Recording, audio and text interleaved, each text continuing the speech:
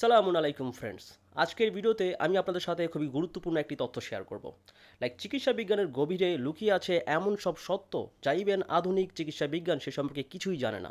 এর কারণ চিকিৎসা বিজ্ঞানের একেবারে টপ লেভেলে রয়েছে নাস্তিকদের অবস্থান, যারা বিশ্বাস করে আপনার শরীর এসেছে অ্যাভলিউশনের ফলে, কোনো রকম স্রষ্টা ছাড়াই এই সব কিছু সৃষ্টি হয়েছে।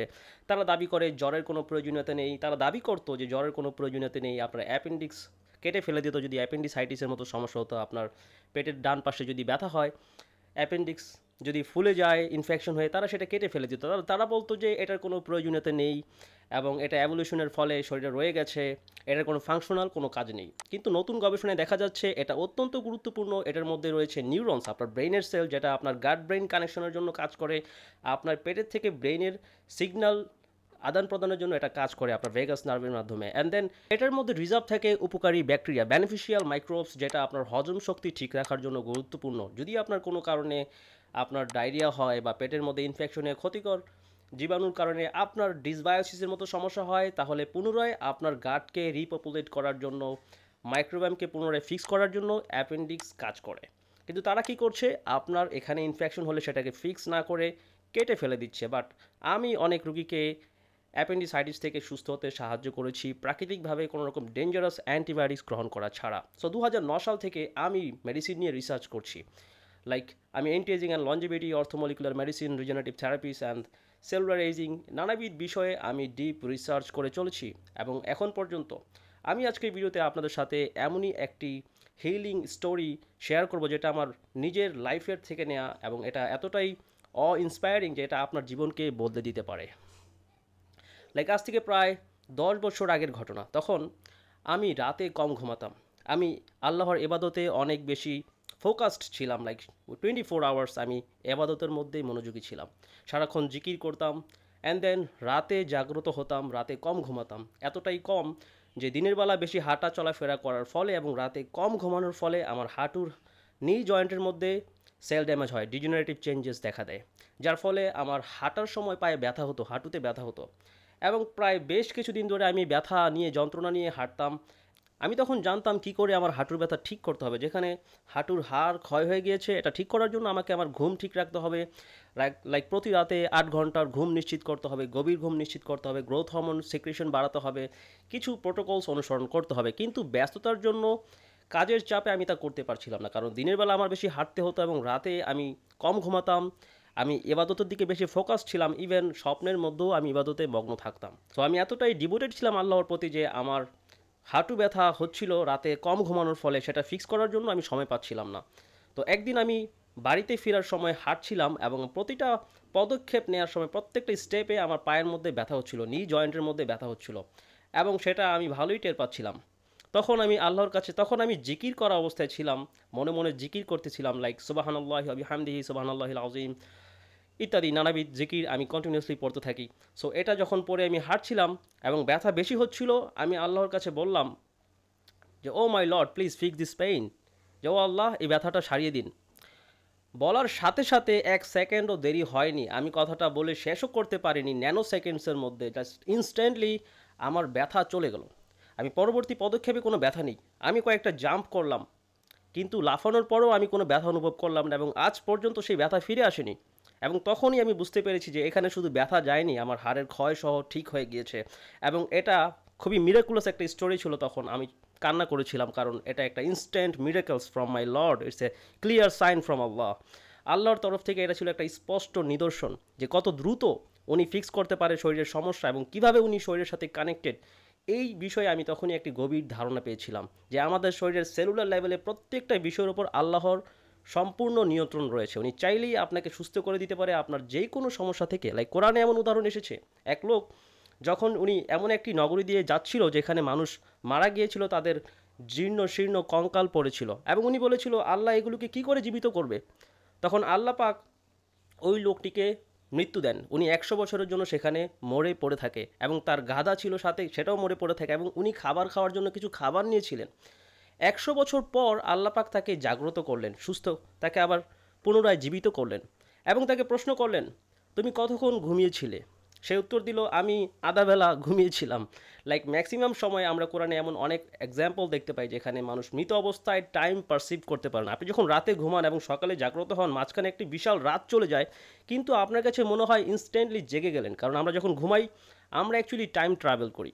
সো টাইম ট্রাভেলিং, প্রতি রাতেই আপনি টাইম ট্রাভেল করছেন, আর সায়েন্টিস্টরা খুঁজে বেড়াচ্ছে কী করে তারা টাইম ট্রাভেল করবে বা টাইম মেশিন তৈরি করার চেষ্টা করছে। বাট তাদের আসলে কোনো ক্লু, অ্যাকচুয়াল ধারণা নেই যে টাইম ট্রাভেলিং আমরা প্রতি রাতে করছি। ঘুম হচ্ছে টাইম ট্রাভেলিংয়ের একটি প্রসেস। সো ওই লোকটিকে যখন জীবিত করা হলো 100 বছর পর, সে বলল সে আধাবেলা ঘুমিয়েছে। এবং আল্লাহ পাক তাকে প্রশ্ন করলো যে দেখো, তুমি যেই গাধা তোমার সাথে ছিল সেটা দেখো, সেটার হাড় জীর্ণ শীর্ণ হয়ে পড়ে আছে, 100 বছর আগেই সেই গাধা মারা গিয়েছে। আর তোমার খাবার যেটা তুমি খাওয়ার জন্য নিয়েছিলে সেটা এখনও ঠিক রয়েছে, নষ্ট হয়নি। যেই খাবার একদিন পরই নষ্ট হয়ে যাওয়ার কথা, সেটা 100 বছর পরও ঠিক রয়েছে। দ্যাট মিনস এইখানে নিদর্শন হলো আল্লাহ চাইলেই একটা জিনিসকে তার অ্যাকচুয়াল স্টেট থেকে অন্যরকম রাখতে পারে। লাইক নষ্ট হওয়ার কথা ছিল, নষ্ট হয়নি, এবং যেই গাদাটা মরে জীর্ণশীর্ণ হয়ে গেছে সেটাকে তার চোখের সামনে আল্লাপাক জীবিত করলেন। তার হাড়গুলো সব একসাথে জড়ো হয়ে গেল, সেইখানে মাংস দ্বারা ঢেকে গেল এবং চামড়া দ্বারা ঢেকে গেল, গাধাটা জীবিত হয়ে গেল। এবং সেই মানুষটি তখন বিশ্বাস করলো যে হ্যাঁ, আল্লাহ চাইলেই একটা মৃত লোককে জীবিত করতে পারে বা মৃতকে জীবিত করতে পারে। যিনি জীবন দিয়েছেন উনিই আবার আপনাকে মৃত থেকে জীবিত করতে পারেন। অনেকেই প্রশ্ন করে যে আমরা মারা গেলে কি করে আবার জীবিত হব। আল্লাহ পাক বলেছেন, বলে দাও, যিনি তোমাদেরকে প্রথমবার সৃষ্টি করেছে উনিই তোমাদেরকে পুনরায় সৃষ্টি করবেন। যিনি আসমান ও জমিন সৃষ্টি করেছেন উনি কি পারবে না তাদেরকে সৃষ্টি করতে? অবশ্যই পারবেন। উনি হচ্ছে মহান স্রষ্টা, যিনি সব কিছু সৃষ্টি করতে পারেন। ওনার জন্য শুধুমাত্র এতটুকুই যে উনি যখন কোনো কিছু সৃষ্টি করতে চায় উনি বলেন হও, আর তা হয়ে যায়। যেমন আমার পায়ের ব্যথা, আমার হাড় ক্ষয় হয়ে গিয়েছিল, আমি আল্লাহর কাছে দোয়া করার সাথে সাথে সেই ক্ষয় পূরণ হয়ে যায়। আল্লাহ চাইলে ধীরে ধীরে আল্লাহ চাইলে ইনস্ট্যান্টলি সৃষ্টি করতে পারে, আবার ধীরে ধীরে সৃষ্টি করতে পারে। লাইক আল্লাহর একটা নাম হচ্ছে আল বারি, অর্থাৎ ইভলভার, যিনি অ্যাভলিউশন ঘটায়। অ্যাভলিউশন ফলস না, কিন্তু আল্লাহ পাক অ্যাভলিউশন ঘটিয়েছেন। এটাকে বলা হয় গাইডেড মিউটেশনের মাধ্যমে। যারা অ্যাভলিউশন নিয়ে তর্কে লিপ্ত হয় তারা কখনই এটা আনসার করতে পারে না যে কীভাবে আনগাইডেড মিউটেশনের মাধ্যমে এত কমপ্লেক্স, এত সুন্দর ওয়ার্ল্ড সৃষ্টি হয়েছে। অবভিয়াসলি আনগাইডেড না, সেটা ছিল গাইডেড মিউটেশন, আল্লাহর guided mutation. So that's it. যদি আপনি কোনো গুরুতর রোগে ভুগে থাকেন, আমি আপনাকে বলবো যে আল্লাহর উপর ভরসা রাখুন। এগুলো তার পরীক্ষার অংশ। উনি আপনাকে রোগাক্রান্ত করেছেন আপনাকে পরীক্ষা করার জন্য, কারণ এটাই আল্লাহর ওয়াদা যে উনি আমাদেরকে অবশ্যই পরীক্ষা করবেন। কষ্ট দিয়ে, দুঃখ দিয়ে, রোগ দিয়ে, লসেস দিয়ে, নানা রকমভাবে আপনাকে পরীক্ষা করবেন। যারা ধৈর্যশীল, আল্লাহর ওপর বিশ্বাস রাখে, যারা এমন কথা বলে না যে আমি তো আল্লাহর ইবাদত করি তাহলে আমার লাইফে এত সমস্যা কেন। আপনি যদি আল্লাহর ইবাদত করেন তাহলে আপনার লাইফে সমস্যা আরও বেশি আসবে। সো চিকিৎসা বিজ্ঞান এখনও অনেক পিছিয়ে রয়েছে। এই শক্তি সম্পর্কে তাদের কোনো ধারণাই নেই যে কী করে আমাদের শরীর হায়ার কনসিয়াসনেসের সাথে কানেক্টেড অল দ্য টাইম, এবং কী করে আল্লাহ চাইলেই আপনাকে ইনস্ট্যান্টলি ভালো করে দিতে পারে। এমন আরও অজস্র স্টোরি রয়েছে। লাইক একজন আমেরিকান কার্ডিওলজিস্ট, তার বাচ্চা জন্ম নেয় হার্টের বাল্বের মধ্যে ছিদ্র নিয়ে। তার 3টা ছিদ্র ছিল এবং সে কার্ডিওলজিস্ট হওয়া সত্ত্বেও তার মাত্র সদ্য জন্ম নিয়ে বাচ্চাটিকে কিছুই করতে পারছিল না, কারণ তার হার্ট খুবই খুবই নমনীয় এবং সেখানে সার্জারিক্যাল প্রসিডিউর করা খুবই ক্রিটিক্যাল। এবং উনি ছিলেন একজন নাস্তিক, সারা জীবন মানুষের সাথে তর্ক করেছে যে স্রষ্টা নেই। তো তার বাচ্চার হার্ট সার্জারি করার জন্য সে আমেরিকার বেশ কিছু যারা টপ লেভেলের কার্ডিওলজিস্ট রয়েছে, সার্জন রয়েছে, তাদেরকে উনি ওইখানে ডাকেন এবং তারা সার্জারি করার জন্য প্রস্তুতি নিচ্ছিলেন। সার্জারি করার আগ মুহূর্তে সে ওখান থেকে বের হয়ে আসে, কারণ উনি দেখছিলেন যে সার্জারি করলেও তার বাচ্চাকে বাঁচানো যাবে না, বা সে যদি বেঁচেও যায় 5-6 বছর পরে সে আবার ক্ষতিগ্রস্ত হবে বা মারা যাবে, তার বাঁচার চান্স খুবই কম। সে যখন ওটি থেকে বের হয়ে আসে, সেখানে ছিল একটি প্রেয়ার হল। সব হসপিটালে আপনি দেখবেন যে প্রার্থনার জন্য একটি রুম থাকে, সেখানে কোনো ছবি থাকে না, কোনো পোস্টার থাকে না, যে কোনো ধর্মের লোক সেখানে প্রার্থনা করতে পারে। সে ওই রুমের মধ্যে গেল এবং বলল, oh God, if you are there then please help me, if you help me then I will follow the religion you like the most. উনি বলেছিলেন যে ও আল্লাহ, যদি আপনি সত্যিই থেকে থাকেন তাহলে আমাকে সাহায্য করুন। আপনি যদি আমাকে সাহায্য করেন তাহলে আপনি যেই ধর্মে চান আমি সেই ধর্ম অনুসরণ করব।